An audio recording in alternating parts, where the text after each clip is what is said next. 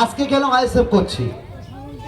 গত 3রা জুলাই রাত্রি 8টায় আমি আমার দোকান বন্ধ করে বাড়িতে এসে ভাত টাত খেয়ে আর মোবাইলটা নিয়ে একটা বিড়ি ধরিয়েছি। আমি বিড়ি খাই। বিড়ি ধরিয়ে আমাদের দুর্গা মন্দির আছে, যে কর্মকার পাড়া দুর্গা মন্দিরের কোটেতে আমি বসে বিড়িটা খাচ্ছিলাম।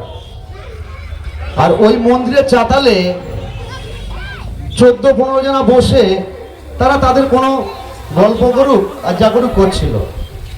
হঠাৎ আমার একজন আমাদেরই কর্মকার পাড়ার ছেলে আমার রাস করে, এই এখানে উঠে যা, ওইদিকে বিড়ি খেয়ে যা।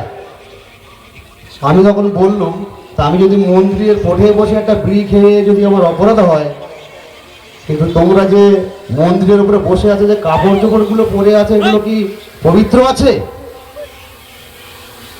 আমারে এক এক করে প্রোটেক্ট করে তখন ওরা আমার সঙ্গে ঝগড়া বাড়াতে ওর মন্দির থেকে নিচে নেমে এসে আমার হাত ধরে হ্যাঁচকা মেরে আমার মন্দির থেকে ফেলে দেয়, মানে পরে থেকে আমার ফেলে দেয়। যথারীতি ঝামেলা হলো। ঝামেলা হওয়ার সঙ্গে সঙ্গে ভালো করে শুনবেন, ওরা বলে হিন্দু হিন্দু ভাই ভাই।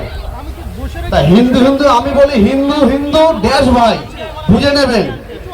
হিন্দু হিন্দু ড্যাশ ভাই ঝামেলা হলি সব ধরে নে, থানায় যাই, এই হচ্ছে তোর কালচার।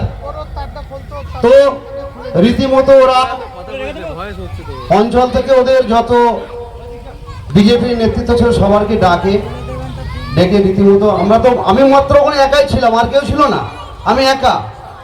পরবর্তী সময় আমার ছেলে বা আমার স্ত্রী বা আমার ভাইপো এরা এসে প্রোটেস্ট করে কোনো রকমের ঠেকায়। তারপরে থানায় খবর দিলে পুলিশ আসে। পুলিশ এসে ওদের মুখে শুনলো, আমার মুখে শুনলো। পুলিশ শুনেদের বলছে যে আমার বললো তোমার বিড়ি খাওয়াটা কিনা অপরাধ। আমি হ্যাঁ স্যার, যদি আমার অপরাধ হয়ে থাকে আমি ক্ষমা চাচ্ছি। কিন্তু ওরা যে ওই মন্দিরের চাতালে বসে ওখানে ক্রাম খেলছে, ওখানে শিকার ধরিয়ে খাচ্ছে, মদ খেয়ে মন্দিরে উঠছে, অপবিত্র কাপড় চোপড় পরে মন্দিরে উঠছে, এতে কি হবে স্যার এটা? তখন সেই অফিসার বলছে এটাও ভুল। খেলার দরকার যদি হয় তোমরা এটা করো, ক্লাব ঘর করো, সেখানে খেলো, তবে মন্দিরে কেন করবে? পুলিশ অফিসারের কথা ওই নেতৃত্বদের ভালো লাগেনি। তাই চলো সবাই থানায় যাবো বলে থানায় চলে গেল। জানি না কেউ না কেউ আমাদের মধ্যে ফোন করে দিল অঞ্চল নেতৃত্বে।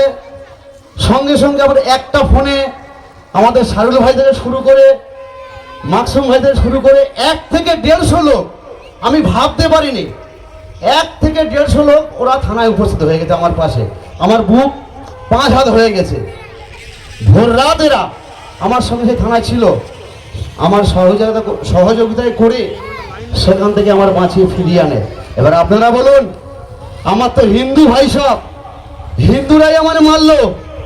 এই হিন্দুরা আমার প্রোটেস্ট করেনি, এই হিন্দুরা আমার ওখানে সমস্যা মিটিয়ে ফেলতে পারতো, সামান্য একটা বিড়ি খাওয়ার ব্যাপার, কিন্তু সেটা না করে এই মুসলিম জাতি ভাই এরা কি আমার বাঁচিয়ে এনেছে।